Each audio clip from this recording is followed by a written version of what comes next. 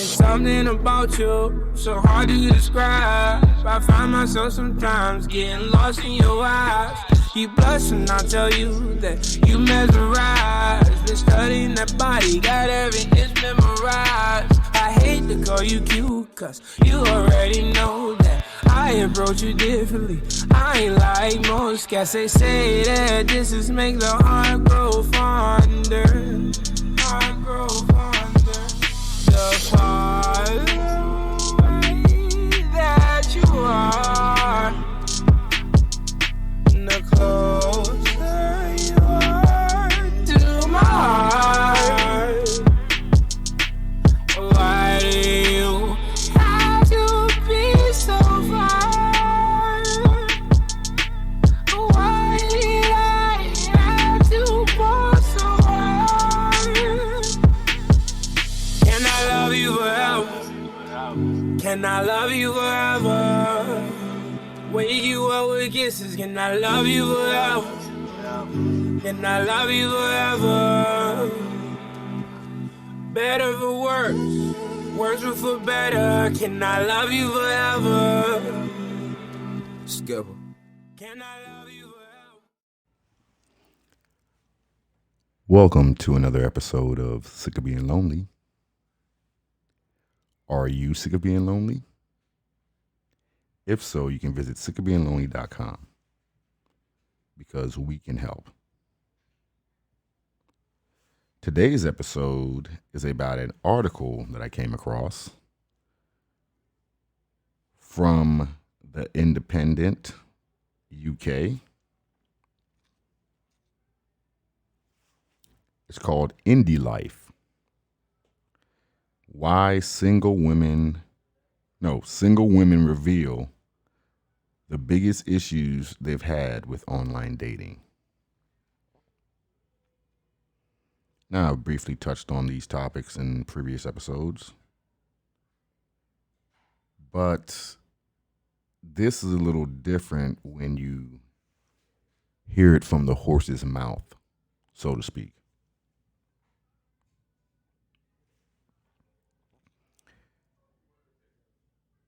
And it says many women complain about the fact that men they match can be inconsiderate and often don't pay attention to specific details outlined in their profiles. Some even try to manipulate their preferences in order to suit them.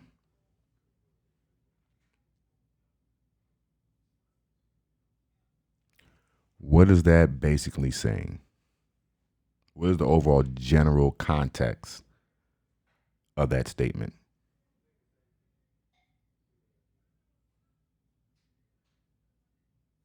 Anyone? Okay, let me help you out. What that is basically saying is the guys don't care.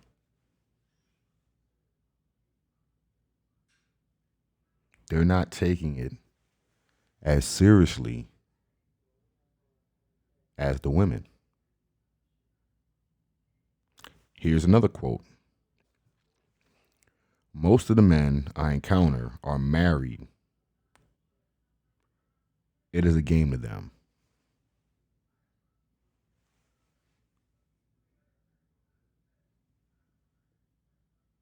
I mean, think about it. If that is your only form of meeting people,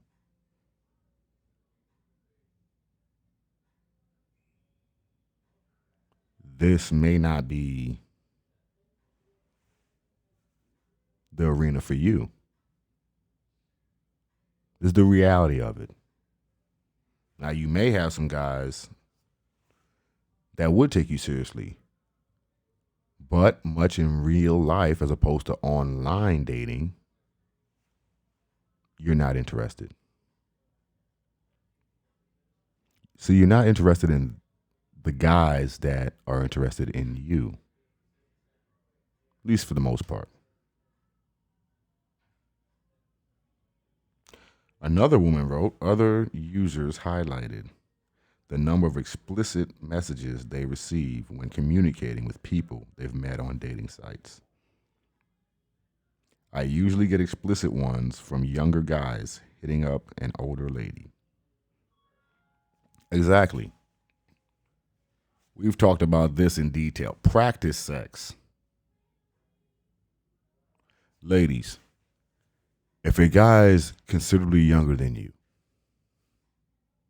you may be able to offer him experience, tailoring. You may be rough around the edges. You may be able to prep him for the woman or women that he actually would want to engage with a long-term relationship. It's kind of like a veteran athlete. Now, they may be on the way out in terms of their physical ability, but the mental capacity and the intangibles and the experience that they can provide to the younger rookies and second-year players is almost invaluable. So you have to look, if you're an older woman and you're dating younger guys, you have to look at it like that. Are there the rare cases that the guy really wants to be with you and spend time with you and so on and so forth? Yeah, sure. They are. But you would be better served dealing in reality that it just is what it is. You guys are just having a good time. These women in this article are having a hard time understanding that.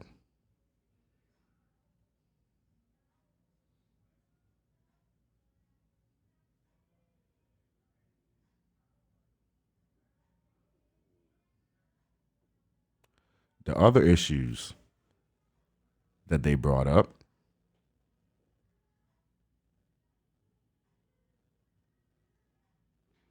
is managing all the comments and messages. You see, women have hard times making decisions generally. So the more options that they're provided with, well, the harder the decision. So let's say 10 guys message her and she likes 4 of them. Is she then going to delete the app, log out of the app? Probably not. So the next time she logs into the app or opens the app, there may be another 10, maybe 20, 30 guys that messaged her. And she may like a percentage of those guys, in addition to the other guys that she liked from the previous time. There are too many guys to filter through. There's not enough time allotted to do it. And some of the guys aren't going to wait on her.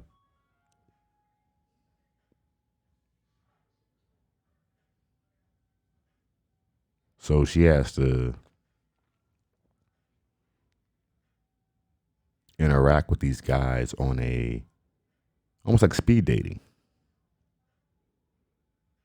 where they generally exchange some questions and possibly meet up for a drink, coffee, some formal meet and greet. Now, if she has 10 to 15 other guys that she's possibly interested in and has scheduled some meetups with, do you really think you're going to get her full attention at your meetup?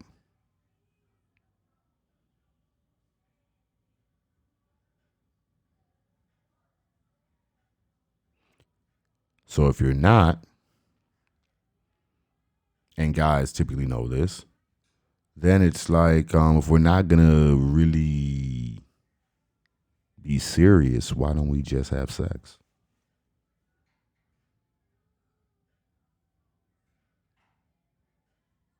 What I'm trying to say is the majority of guys on these sites are not trying to get into relationships with you. You just have to be honest and realistic about that. They're trying to hang out, hook up, develop a friends with benefit account or scenario. I'd say maybe 30%, maybe 25% of them are actually willing to do a long-term relationship or marriage. I'd say out of that, maybe 50% of that number is based on circumstance. They don't have the resources to take care of themselves, so they will get into a LTR just to survive.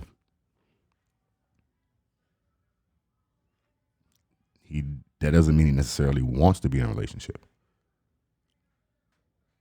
There's a difference.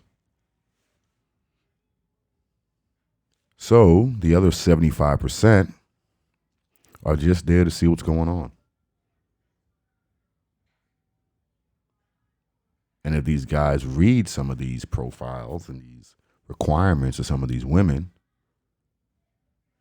they can get a picture, an idea based on the image of the woman and the profile, or the images provided in the profile, of what kind of woman she is. So he's bypassing the meet and greet altogether, which may lead to vulgar messaging, lewd images being sent to you, and you may feel disrespected or some kind of way by these things. You may ask yourself, why are these guys treating you like this? I just told you why. They're not going to take you any more seriously than the guys in real life will. They're not going to do it. And when you get on these apps, you see a lot of imagery. Images create imagination. Imagination is the sibling of fantasy. They're siblings. So now you're fantasizing about someone that you were introduced to merely through an image.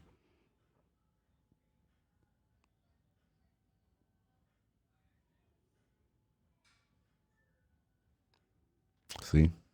And that doesn't make any sense. Another woman wrote, a lot of guys seem to be using dating apps as a socialization, validation video game, and an easy hookup search tool.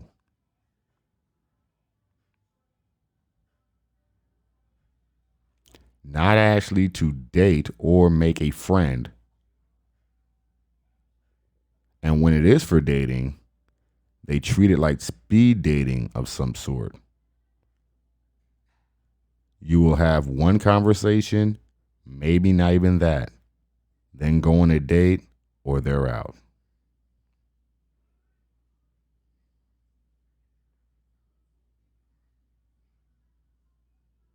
It's honestly like a game to most people.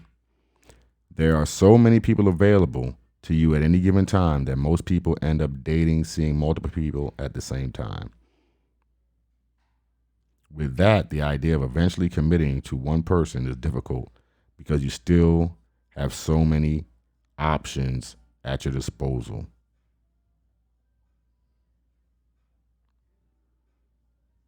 See?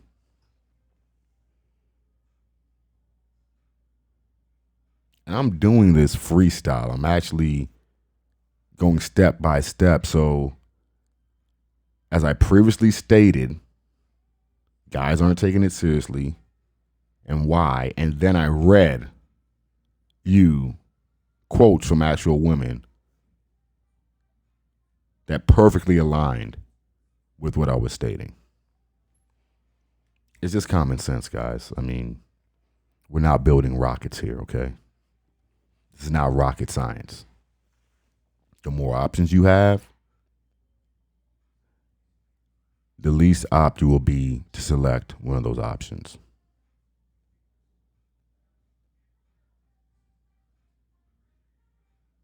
If your supply is high,